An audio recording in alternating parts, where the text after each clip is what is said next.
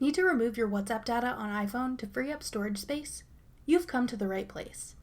I'm Jessica from techboomers.com, and in this video, I'll be showing you how to quickly and easily remove WhatsApp data on iPhone. Now let's get started. First, open WhatsApp and tap the settings icon in the bottom right corner. In the menu that appears, select Chats. At the bottom, tap Clear All Chats. This will empty out the content of your WhatsApp chats without deleting the chats themselves. This way, you won't be removed from any group chats you might have been in.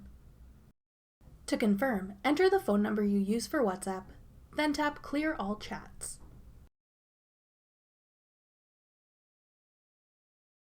If you then open your iOS settings and go to the storage section, you'll see that WhatsApp is taking up less storage space than it was before, and you'll have more storage available on your device. That's all it takes to delete WhatsApp data on your iPhone. Thanks for watching. If you found this video helpful, we'd love it if you'd hit the thumbs up button below. Check out techboomers.com for over 100 free courses on all of today's most popular websites and apps.